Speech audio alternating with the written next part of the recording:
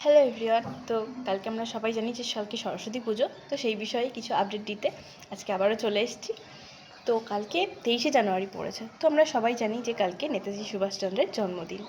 তার দেশপ্রেম ও বীরত্ব উপলক্ষে তাকে শ্রদ্ধা জানিয়ে কালকে এই দিনটায় আমরা স্কুল কলেজে আরও বিভিন্ন জায়গায় আমরা পতাকা উত্তোলন করে থাকি।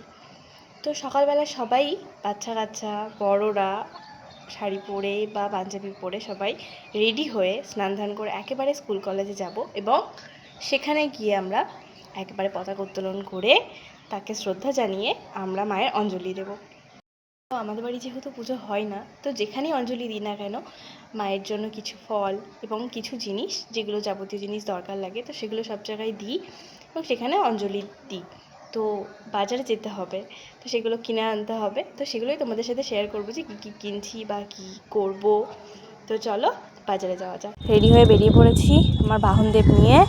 তাহলে এবার গিয়ে আবার দেখাচ্ছি। ফাইনালি বাজারে চলে এসেছি। তো এবার দেখাই, বাজারে অনেক মা রয়েছে। কত মা, কি মিষ্টি মিষ্টি মা।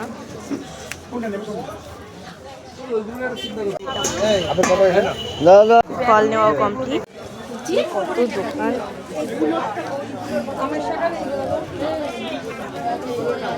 কেনাকাটা শুরু করে দিয়েছি। নেওয়া যাক আবার অল্প অল্প করে সব কিছু। এগুলো নেওয়া হয়ে গেছে। দাও। ফাইনালি বাজার করা কমপ্লিট। আর এই দেখো কত মিষ্টি মিষ্টি মা, সুন্দর সুন্দর মা সব জায়গায় বাজারে। দারুণ দেখো মায়ের মুখগুলো, সুন্দর দেখতে, মিষ্টি মিষ্টি। আমার কেনাকাটা ডান। তো আবার কালকে সরস্বতী পুজোর অঞ্জলি দেওয়ার সময় আবার দেখা হবে। টাটা। আর তার আগে একটা কথা বলে যাও যে তোমরা এই সরস্বতী পুজোর আগে কে কে কুল খেয়ে ফেলেছো, অবশ্যই কমেন্টসে জানিয়ে যাও। টাটা।